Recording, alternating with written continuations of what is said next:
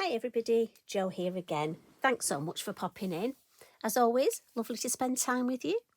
Now, I must admit, I'm so thrilled with when I did the video the other week on kiss stamping. I got so many lovely messages just saying how wonderful it was. And it's an old technique, but how many of you hadn't heard of it? And those of you that had, it was so long ago, you really enjoyed the little refresher. So I thought I'd come along with another stamping technique. Again, it's an old one. It's nothing, these things do go round. And I can't credit anybody because it's been around for years, so I've no idea who first did it. And this is ghost stamping. Now, we've done something similar with stencils. And if you've not done it before, I think you're going to love it. If you have, maybe you'd forgotten about it. But again, it's one of those things. And you know what? If Mr. Mojo's gone on holiday, it'll entice him back because it is such fun. And I know you're really going to enjoy looking through all your stamps. We've got so many stamps that are going to be great for this. And I've come up with a little design because I know you like to know how to use the technique in a finished card design. So the ghost stamping is the stamping in white behind. And basically, we're just going to stamp with water and faux bleach the card. So as you can see, so easy. Don't need a lot of products, so it's ideal for any of our lovely new followers. Now, I'm going to show you this card, but I've done a couple of, I had a really good play, and I thought you'd like to see the play session. Now, it does take a while getting used to it. So this was my first, was it this one? No, this was it. This was my first one. So this is scorched timber, and it's a lovely way of using some of your offcuts. And what I found is the way I was originally taught to do this was put water on my mat and put my stamp in the water. But I found I got too much water and I lost the edging of the stamp. So I decided I would spray it and see if there was a difference. So that's the first thing to say. But however works for you, that obviously is what you do. But I mean, this isn't lost because what I'm going to do is I'm going to stamp on top of that and still use it. But I thought it was important to show you. So I had to go again, and this time I sprayed my stamp. And as I say, I will do this live. I just wanted to show you this. And I got a much better image. Can you see? Obviously, there's too much water on this one. And this, I'm getting a clear image, a real ghosting image, look. And again, for me, I could add maybe a bit of stamping on top of this, but actually I love the detail in that on its own. And again, look through your different stamps. So that was the wildflower stamp, sorry. And this one, I've used the buttercup stamp, and I really loved this. Look at that. So again, it's a great way of, if you want to practice your blending and then maybe do some ghost stamping on top of it. They make fabulous toppers. And this one is your scorched timber, but I put a little bit of twisted citron just in the background, just for that bit of, I love that. And I did a larger piece, and this is with the forest leaf stamp, same technique, but this time I put salvaged patina ink in the middle, then the twisted citron, then I blended my scorched timber, and look at that. Now, the camera might have difficulty picking it up, but look at that detail that comes through. Now, again, you could go on, you could pop some colour back on if you wanted. I just love it as it is. I think it is so unusual. And I've just added some water splats round. But I think even just I'll probably put a string little bow there, and that I'll put straight on, probably a craft card. I love that. So, as I say, for me, lots of different inks. It's a great way of using your toppers, your offcuts. So, the one we're going to do, this is 4 inches by 3 inches. Again, it's Multifarious card, and it's just a piece I had left. And I'm going to start with Rustic Wilderness, and this is in the oxides. And I've got a blending sponge. For me, I just use a blending sponge for this because I want to get a lot of ink on the card straight away. What I was going to say then, again, my brain's in one of those, when it's working faster than I can talk. I need to slow down. It's just I'm so excited to show you this. When I want a lot of ink quickly on a card, I use my lovely Lavinia blending sponges. When I'm building up the ink in a more almost controlled and slower fashion, that's when I use my brushes. But again, for me, it's just, you know, we have all these different tools and they have different uses. So I'm happy with that. And what I'm going to do is, just want to add a little bit more in the middle there. I'm going to come in with my circle mask and we'll add the idea of the moon over here, I think. And I'm just going to use the same colour and just come round just to darken. So before it gets too dark, look. Again, very easy to do. Take that away. There we go, tone on tone. Give that a quick wipe. And pop that away. So what I'm thinking at the base is I'm just going to add a little bit of the scorched timber. Just for a bit of shade at the base. And I just like to hold this. I don't want to get too much ink on my hands. As you can see, I have got a bit already. But just to minimise it. So just for extra interest, some scorched timber. Pop those over there. So that's, you've got that lovely blended. I mean, I think that is a fabulous background in itself. Now, spare card, you could make yourself a nice smooshed background, but we'll just clean it up for today. And now we're ready to do that lovely ghost stamping. And I think we'll come in with the orchard grass for this. And I've got my Lavinia water spritzer bottle, look. And I'm just going to, just over Eric, spritz it twice. Once there, once there. Now, you can see the amount on my lovely acrylic block. Just going to dry that a bit. And then I'm just going to come in and pop one there. And press it down. And I found I count to 10. But again, you'll probably have a different method and a different way. It's that thing of holding it down long enough. Now, can you see that water has started to full bleach that already? And you can judge by this. I think I've possibly got a wee bit too much water there.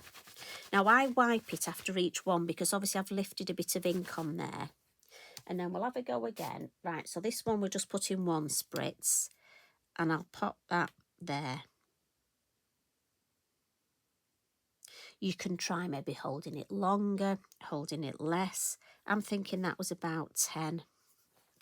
Now, you can have a go at getting second generation. For me, I didn't find it very successful. And I found I like to wipe the stamp just on my inky binky because I have lifted a bit of that ink. But we'll have a go here, let's see, just to show you. Yes, you see, we did get a little bit of second generation, but not very much really, not enough. I think I need to just go again over there. So this one, I'm just going to give one spritz. I'm not going to put it on top of it. I'll put it next to it because it may... You see, the other thing is, as it dries, it will almost get whiter, get clearer, as we know with our faux bleaching. Right, I'm going to stop there. So we'll give that a wipe. And I would always recommend letting it air dry. But obviously for time, I'm going to come in with my heat it tool and just give it a bit of a dry. But like I say, have a look at all your stamps. It works with fine line stamps, it works with silhouette stamps, and it's just about judging that right amount of water, time, pressure. And that's why it's great to start on your little scraps of card. But as you can see, look at that, how that's dried. So that's the one with the second generation. And it has actually shown through. I didn't think it would. Now, again, it might be you could add some white embossing on top of this. It gives you so many options. It's just a great starting point for a background. So I'm thinking I'm going to come in with the lovely Buttercups. I love this stamp. And I'm going to use first Spruce. And this is one of the new VersaFine Claire's. And it's a real dark green. And what I did on my original, I'm going to stamp it twice. So once either side. I almost want to use, because we've got greens and browns, they're the tones I want to sort of follow in for the whole design. Just so we get that lovely cohesive design. So we'll come in either side with the green look.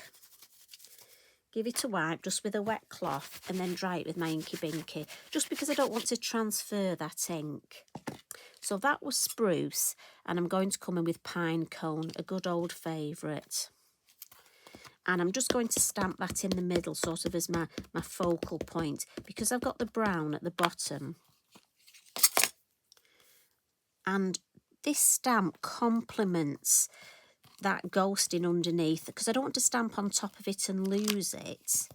Look, I want to be able to see it through, and it gives me a little bit of perspective and dimension. And look, especially with even the buttercups where they overlap, you can still see them through. And I think, again, I know a lot of you make cards for charity, so you could... Oh, sorry, I knocked the lamp. I told you I'm a bit overexcitable today. I obviously had too many annoying numbers in my breakfast. So if you're making these for charity, you could batch card make these, and you could make, you know, one after another. Maybe alter the colour of the ink you use in the background, alter the choice of stamps. But for me, I mean, add some water, faux bleach in there. And dare I say, I'm thinking, could we get a Christmas design out of this? Could we use our ghosting in the background, Christmas with Christmas stamps? You see, I'm going to have a go at that. I love the way that while we're crafting, all these other ideas come up. So I'm just going to grab my lovely pastel pencils here, which seem to have moved. And I'm just going to get the white. And I'm just going to add a little bit, just some odd highlights. Again, I don't want to overcook it. And then just, I'm not going to overthink this. Just a couple of sort of arty little, another one there. There we go. Stop. Put that back in the tin. And then a little bit of wink of Stella. Just round the moon there. Just to almost give a sparkly haze. Just to emphasise. And again, that'll almost faux bleach it anyway. And then, as I say, you could add water to faux bleach the sky, but I'm going to come in with my, you know, I love this yellow, sparkly, glittery Posca. And I'm going to add that at the top in the sky. So they can be stars or fairy orbs. But I think I want to bring in that yellow just in the sky on top of that green. And then at the base, I'm going to go for white. Got my white Posca, and that's why I've added the white pastel pencil. So I'm going to come in with some lovely white splats at the base here, and that'll show up lovely on that brown ink. And I don't want to overcook it. And we'll give that a wipe. I'm really hoping you have a go at this. And as I say, I've hardly touched the surface of my stamps that I could use. And look at that. Such a lovely, quick, unique background. Now, if you wanted, you could come in with your white gel pen, you could highlight, you could add more bits. And when it's on a piece of white card, look, or on a white card blank. So that's your ghost stamping. And I'll just bring in one of the ones I did with that's just the scorched timber on its own. And obviously that's the one with the 3 colours and the beautiful forest leaf stamp. So I'm sure you've got plenty to be going up there. So check your stamps out, get your offcuts. Great way to practice your blending. And I'd love to see what you come up with. You know what? I've got a feeling you're going to use stamps that I didn't even think about using. Can't wait to see. Please share them with each other and me. Right, I'm off now. I think I might just go and have a decaf tea. I think I'm that way out. You take care. Thanks always for all your friendship and your support. Have a good week. Love and hugs from me. Bye for now.